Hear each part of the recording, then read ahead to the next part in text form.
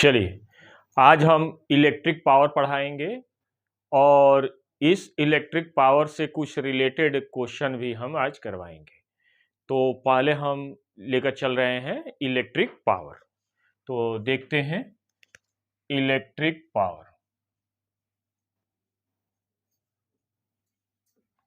Electric power, electric power क्या है? ये आपने 9th में पढ़ा होगा और 11th में भी जाकर पढ़ेंगे। पावर यानी rate of doing work is known as power, यानी कार्य करने की दर को हम क्या कहते हैं? पावर कहते हैं, जिसको हिंदी में हम क्या कहते हैं? शक्ति कहते हैं। लेकिन यहां पर किसके रिफरेंस में ये पावर दिया है? Electric source of energy. तो इलेक्ट्रिक पावर क्या होगा? Rate of doing work by electric source of energy is called electric power. तो क्या लिखेंगे? Electric power, electric work done. क्या लिखेंगे? Electric work done. Electric work done per unit time called electric power.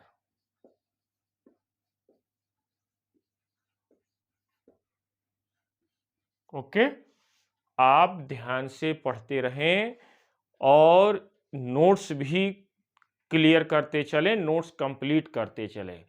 आपके syllabus के according हम पढ़ा रहे हैं, आपको एक एक टॉपिक हम क्लियर करते चल रहे हैं और जो उस टॉपिक से रिलेटेड क्वेश्चन होगा उसको भी हम क्लियर करते चलेंगे। तो कंसेप्ट भी क्लियर करते चलें। तो हम देखिए यहाँ पर हम इलेक्ट्रिक पावर पढ़ा रहे हैं। तो इलेक्ट्रिक पावर का क्या डिफिनीशन होगा? Electric work done per unit time is called electric power. किस चीज से रिप्रेजेंट करते हैं? तो रिप्रेजेंटेड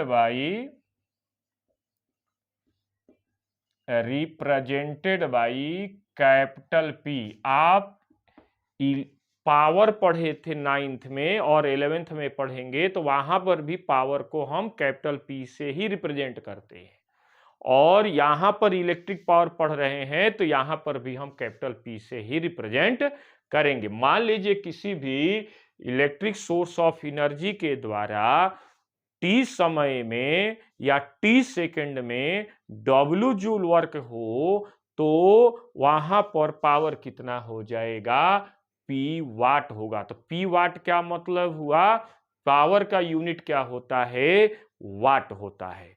तो देखते हैं, if work done in T second, if W joule work done. एक सेकेंड, सही से लिखे, सिस्टमेटिक लिखे। If W joule work is done in T second by A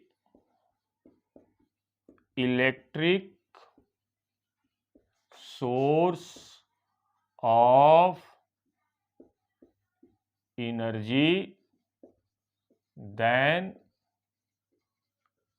power will be, क्या हो जाएगा? P इक्वल टू कितना हो जाएगा? W by T. पावर, यहां पर पावर को हम कैपिटल P से, ठीक। इसका यह जो है, ये ध्यान दे, W क्या है? स्केलर फिजिकल क्वांटिटी है और टाइम क्या है? स्केलर फिजिकल क्वांटिटी है। तो एक स्केलर में दूसरे स्केलर से डिवाइड करेंगे तो हमें स्केलर ही फिजिकल क्वांटिटी प्राप्त होगी। तो इस प्रकार पावर क्या होगा? स्केलर फिजिकल क्वांटिटी होगा। तो ये देखें, यह क्या है? Scalar physical quantities. ठीक, नेक्स्ट इसका यूनिट क्या होगा, तो एसआई यूनिट क्या हो जाएगा इसका, एसआई, एक दो यूनिट होंगे, एक एसआई यूनिट और क्या हो जाएगा सीजीएस यूनिट। तो ये हो जाएगा एसआई यूनिट क्या हो जाएगा, देखें डब्ल्यू का पावर का यूनिट क्या होता है, जूल वर्क का यूनिट क्या होता है, जूल होता है, टाइम का यूनिट क्या होता है, सेकंड होता है। तो हम क्या कहेंगे, जूल पर सेकंड। दूसरा यूनिट क्या होगा, जूल के जगह पर हम क्या लिख सकते हैं, न्यूटन मीटर अपॉन क्या हो जाएगा सेकंड। ठीक, इसको सिंप्लीफाई करते चलते हैं, न्यूटन मीटर की जगह पर क्या लिख सकते हैं, किलोग्राम मीटर स्क्वायर, और ये क्या लिख सकते हैं सेकंड के पावर -2 अपॉन क्या हो जाएगा सेकंड। इसको हम और सिंप्लीफाई करेंगे तो किलोग्राम मीटर स्क्वायर, और ये क्या हो जाएगा सेकंड के पावर -3। ये टोटली क्या हो जाएगा, और यही किसके इक्वल हो जाएगा, ये जो है वाट की, इसको हम वाट भी कहेंगे। ठीक, यानी इलेक्ट्रिक पावर का क्या यूनिट होगा, जूल पर सेकंड हो सकता है, न्यूटन मीटर पर सेकंड हो सकता है, किलोग्राम मीटर स्क्वायर सेकंड के पावर -2 अपॉन सेकंड हो सकता है, या किलोग्राम मीटर स्क्वायर सेकंड के पावर -3, या वाट भी हम इसे कहेंगे। यदि हम सीजीएस यूनिट के बारे में बात करें, हम सीजीएस यूनिट के बारे में हम बात करें यदि, तो देखेंगे हम सीजीएस यूनिट के बारे में बात करें तो देखें यहां पर जूल के जगह पर क्या लिख देंगे, ERG, अर्ग पर सेकेंड। और क्या लिख सकते हैं यहां पर, हम यहां पर देखिए यहां पर क्या लिख सकते हैं, डाइन, न्यूटन की जगह पर डाइन, और मीटर की जगह पर सेंटीमीटर, और सेकेंड तो सेकेंड ही रहेगा।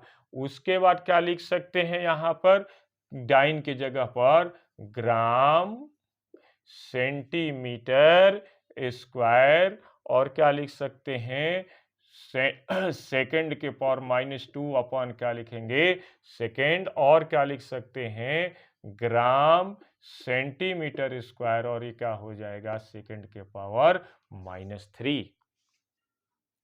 ठीक है, तो ये हो गया इसका एसआई यूनिट, और ये क्या हो जाएगा सीजीएस यूनिट होगा। अदर यूनिट क्या हो सकता है इसका, अदर यूनिट क्या होगा इसका, अदर यूनिट यहां पर किलोवाट, तो 1 किलोवाट इक्वल टू क्या हो जाएगा 1000 वाट। ठीक है, अब हम ध्यान रखिएगा, ये तो सिंपल फॉर्मूला आता है, power, electric power equal to W/T। यदि हम इसको और सिंप्लीफाई करेंगे, यानी यदि जो है इलेक्ट्रिक पावर का यूनिट का फॉर्मूला हम करंट के रिस्पेक्ट में या पोटेंशियल डिफरेंस के रिस्पेक्ट में यदि हम एक क्वेश्चन में देता है, तो हम इसको क्या करेंगे, हम अगले स्टेप की तरफ चलते हैं। ठीक है, तो देखिएगा यहां पर जानते हैं सेंस V इक्वल टू क्या होता है W बाई क्या होता है Q। ठीक, ये हमने पढ़ाया है आपको कि पोटेंशियल डिफरेंस या पोटेंशियल इक्वल टू क्या हो जाएगा वर्क अपॉन क्या हो जाएगा चार्ज। तो यहां पर इसलिए W इक्वल टू क्या हो जाएगा V इंटू क्या हो जाएगा Q। ये W का वैल्यू क्या करेंगे, इस इक्वेशन में हम क्या करेंगे पुट कर देंगे। तो यहां पर देखिएगा, इसलिए P इक्वल टू क्या हो जाएगा V इंटू Q अपॉन क्या हो जाएगा T। देखिएगा थोड़ा सा कि W equal to V into Q, यहां पर W के जगह पर क्या रख देंगे V इंटू Q, हम यहां पर देखिए रख दिया। यहां पर जो है Q अपॉन T किसके इक्वल हो जाएगा I के, यानी flow of charge with respect to time is known as क्या होता है करंट, यानी आवेश प्रवाह की दर को क्या कहते हैं करंट कहते हैं। यानी किसी भी कंडक्टर के एक सिरे से दूसरे सिरे तक आवेश के प्रवाह की दर को हम क्या कहते हैं, करंट कहते हैं। तो Q बाई टी की जगह पर क्या रख देंगे हम, करंट आई इक्वल टू आई लिख देंगे, तो P इक्वल टू क्या होता है, V इंटू आई। तो इस प्रकार जो है एक दूसरा हमें फॉर्मूला प्राप्त हुआ इलेक्ट्रिक पावर का, V इंटू आई। और पहला फॉर्मूला क्या प्राप्त हुआ था, P equal to W by T. ठीक है, अब हम देखिएगा यहां से हम जो है पावर का रेजिस्टेंस के रिस्पेक्ट में भी हम फॉर्मूला को हम डिराइव करेंगे। ठीक है, आगे बढ़ते हैं। चलिए, तो देखें, अब देखें यहां पर देखिए P equal to V into I. तो पहला क्या हमने फॉर्मूला पावर, इलेक्ट्रिक पावर का निकाला था, P equal to W by T हमने कहा था। अब यह दूसरा का फॉर्मूला आ गया आपको कि P equal to V into I. V क्या है, पोटेंशियल डिफरेंस है, I क्या है, करंट है, P क्या है, पावर है। तो अब क्या जानते हैं, ओम के अकॉर्डिंग, ओम लॉस के according, by Ohm's law, by Ohm's law, Ohm's law क्या कहता है कि V इक्वल टू क्या होता है, I इंटू क्या होता है, R। तो यहां पर R क्या है, ये कंडक्टर का रजिस्टेंस है।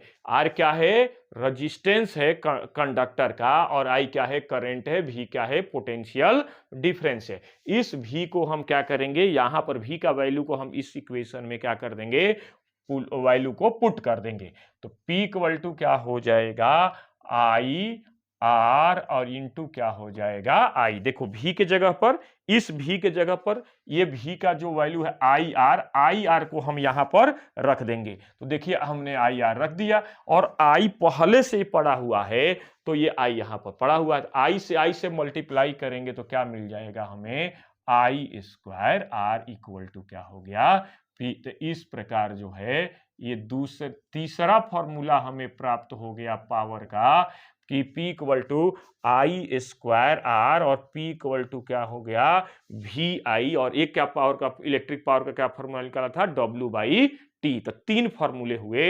एक और चीज यहां पर देखिएगा, यहां पर देखिए, चूंकि V इक्वल टू क्या होता है, IR, इसलिए I इक्वल टू क्या हो जाएगा, V अपान R। तो इस वैल्यू को हम क्या करेंगे, इस वैल्यू को हम यहां पर रख देंगे। I का मान जो है V अपान R कहां पर, इस इक्वेशन में हम रख देंगे। तो रखते हैं हम, तो P इक्वल टू क्या हो जाएगा, V अपान R का ये हो जाएगा स्क्वायर इंटू क्या हो गया, R। तो ये देखिएगा, ये V square upon R square into क्या हो गया, R से R क्या हो गया, कैंसिल। तो ये क्या मिलेगा हमें, V स्क्वायर बाई क्या हो गया, R। तो ये जो है हमें चौथा जो है फॉर्मूला हमें पावर का, इलेक्ट्रिक पावर का हमें प्राप्त हो गया। तो पहला क्या फॉर्मूला होता है, P बराबर W बाई टी। याद कीजिएगा, इलेक्ट्रिक पावर का पहला फॉर्मूला P बराबर W बाई टी, दूसरा formula P equal to VI, तीसरा फॉर्मूला I स्क्वायर R, चौथा फॉर्मूला क्या होगा, V स्क्वायर बाई R। ये चार फॉर्मूले आप याद रखना होंगे। ये जो है फॉर्मूले याद रखेंगे तो न्यूमेरिकल को आसानी से सॉल्व करने में सहूलियत मिलेगी। ठीक है, तो ये जो है देखिएगा, ये P equal to V square by R। Okay, अब हम चलते हैं आगे कि जो है ये जो है कब ये फॉर्मूले लगेंगे, कब ये फॉर्मूले लगेंगे। तो ध्यान रखने वाली बात है कि ये फॉर्मूला कब लगेगा, जब जो है दो या दो से अधिक जो है, दो या दो से अधिक इंस्ट्रूमेंट पैरेलल में जुड़े हुए रहेंगे, तब ये फॉर्मूला लगेगा। और जब जो है कोई दो या दो से अधिक इंस्ट्रूमेंट सीरीज में जुड़े हुए रहेंगे, तब ये फॉर्मूला लगेगा। क्यों, क्योंकि P directly proportional to R तभी होगा जब करंट क्या होगा, कांस्टेंट होगा। सीरीज में क्या होता है, करंट कांस्टेंट रहता है। यहां पर जो है यहां पर P inversely proportional to R तभी होगा जब भी क्या होगा, कांस्टेंट होगा। V कब कांस्टेंट होगा, जब दो या दो से अधिक इंस्ट्रूमेंट डिवाइसेज पैरेलल में जुड़े रहेंगे, तब पोटेंशियल डिफरेंस क्या रहेगा, कांस्टेंट रहेगा। तो यहां पर ध्यान रखने वाली बात है कि यहां पर देखिए, एक जो है क्वेश्चन पूछता है, थोड़ा ध्यान दें कि एक बल्ब है और उसके ऊपर क्या लिखा है 200, एक बल्ब है ना, एक बल्ब है जिस पर 220 वोल्ट लिखा है ना, और क्या लिखा है 100 वाट लिखा है। तो पूछता है कि इसका मतलब क्या हुआ। इसका मतलब ये है कि यदि इस बल्ब को, ये जो प्रिंटिंग है ये किसके द्वारा प्रिंट किया गया है, कंपनी के द्वारा। तो कंपनी जो मैन्युफैक्चर की है इस बल्ब को, तो उसने कहा है, ये लिख करके ये बताने की कोशिश कर रहा है कि यदि इस बल्ब को 220 वोल्ट की सप्लाई पर यदि हम जलाते हैं, यानी जिस घर के अंदर यदि 220 वोल्ट की करंट आ रही, 220 वोल्ट पर करंट की सप्लाई हो रही है, तो वह बल्ब जो है 100 वाट पावर कंज्यूम करेगा। इसका मतलब यही हुआ कि 220 वोल्ट की सप्लाई पर इस बल्ब को जलाएंगे तो 100 वाट का पावर यह क्या करेगा, कंज्यूम करेगा। तो लिखेंगे हम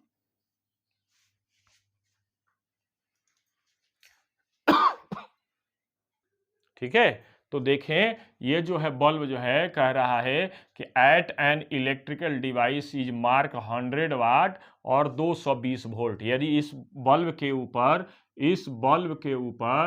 ये 100 वाट और 220 वोल्ट कंपनी के द्वारा प्रिंटिंग की गई है, क्योंकि ये जो लिखा हुआ है ये कंपनी ने प्रिंट किया है और इसको हम चेंज नहीं कर सकते हैं। तो 220 वोल्ट और 100 वाट लिखा है, इसका मतलब ये हुआ it means when it is operated at 220 volt then it will deliver 100 watt power, यानी 100 वाट पावर जो है क्या करेगा, डिलीवर करेगा, या 100 वाट पावर क्या करेगा, कंज्यूम करेगा।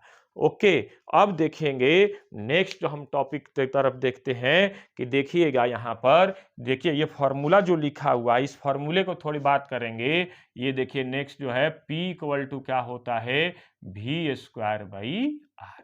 यहां देखिएगा इस फॉर्मूले से यदि मान लीजिए इफ भी क्या रहे, कांस्टेंट रहे, भी क्या रहे, कांस्टेंट रहे, तो P क्या हो जाएगा, P इनवर्सली प्रोपोर्शनल क्या हो जाएगा, R।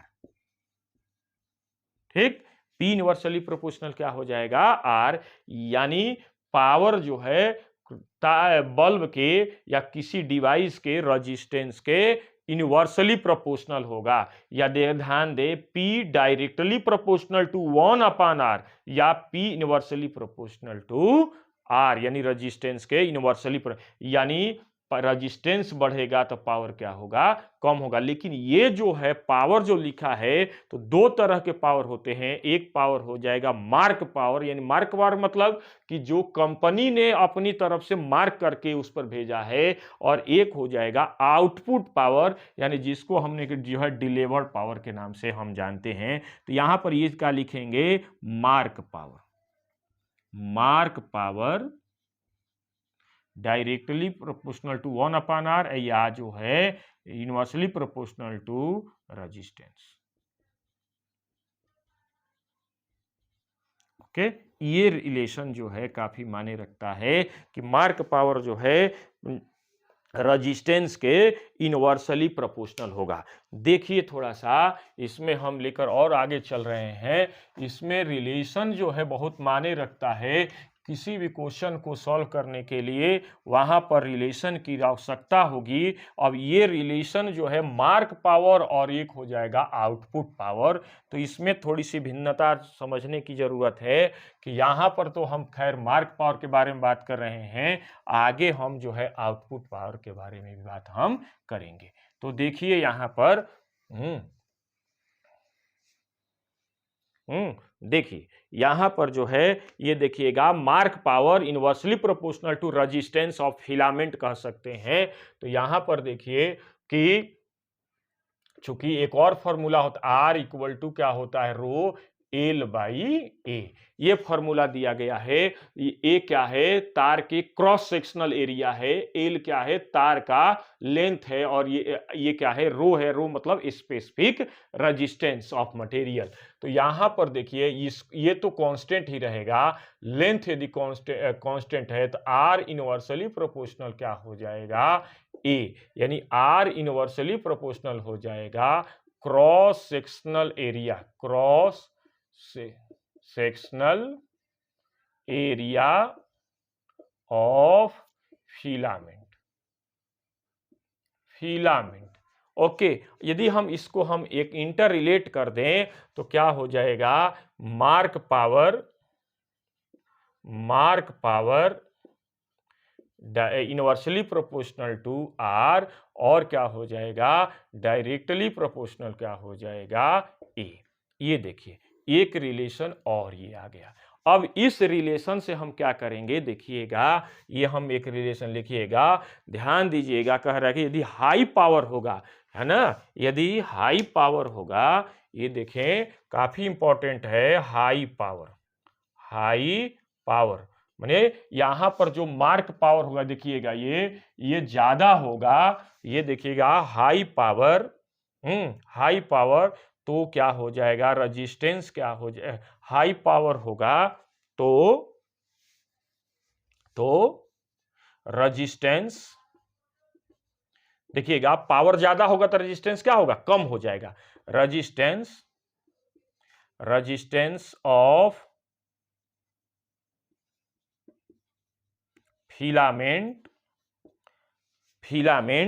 क्या हो जाएगा, लो हो जाएगा, और क्रॉस सेक्शनल एरिया क्या हो जाएगा,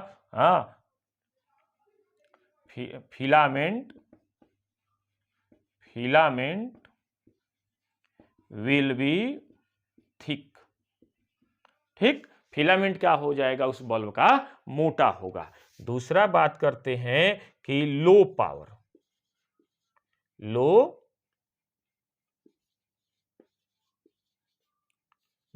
यानी कहने का मतलब ये जो कंपनी के द्वारा बनाया गया बल्ब है उसका जो है पावर क्या हो, कम हो। तो पावर कम होगा तो रेजिस्टेंस, देखिए पावर कम होगा, ये पावर कम होगा तो रेजिस्टेंस क्या हो जाएगा, ज्यादा हो जाएगा। तो रेजिस्टेंस ऑफ फिलामेंट क्या हो जाएगा, हाई हो जाएगा, और फिलामेंट अब ये ज्यादा होगा तो ये क्या हो जाएगा, कम हो जाएगा, यानी पावर कम होगा, एरिया क्रॉस सेक्शनल एरिया कम होगा, और रेजिस्टेंस क्या हो जाएगा, ज्यादा हो जाएगा। तो क्या लिख देंगे, फिलामेंट विल बी थिन, ठीक। इस तरह से इस रिलेशन से, या हम कहें इस रिलेशन से हम ये कंक्लूजन निकालें, ठीक है, ओके।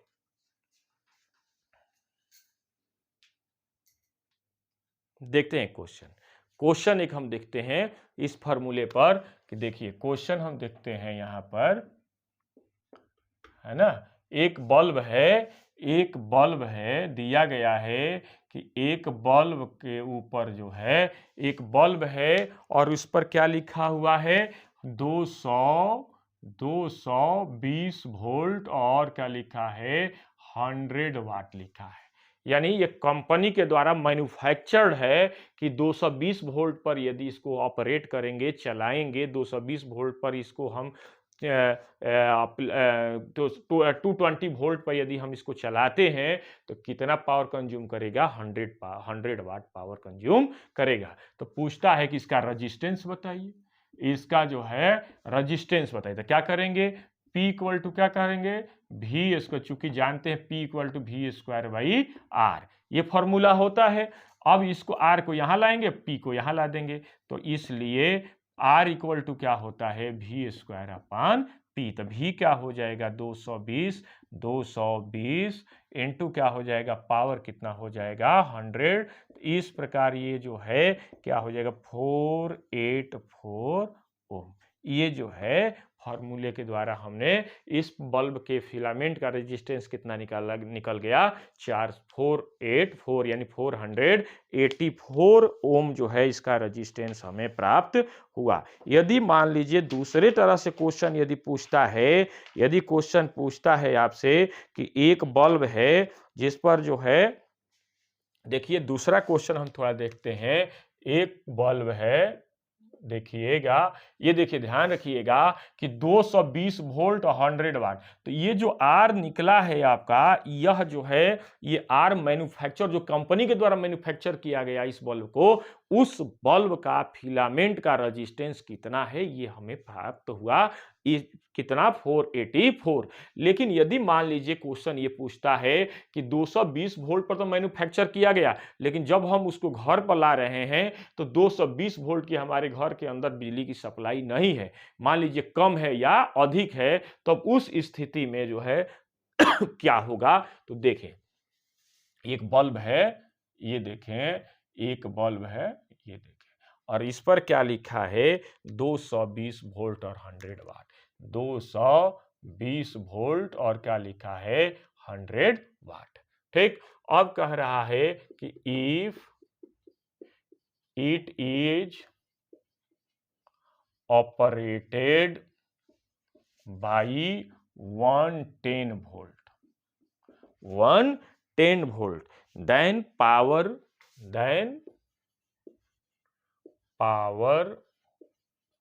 will be, तब पावर कितना कंज्यूम करेगा, 220 वोल्ट पर चला रहे हैं तब ना 100 वाट कंज्यूम कर रहा है, यदि जो है 110 वोल्ट पर यदि इसको ऑपरेट कराएं तब पावर कितना कंज्यूम करेगा, इसका वैल्यू हमें निकालना है। ठीक, तो ये जो है हम सॉल्व कर रहे हैं। देखिए पहले हम क्या करेंगे कि इसके बल्ब के फिलामेंट का रेजिस्टेंस निकाल लेंगे।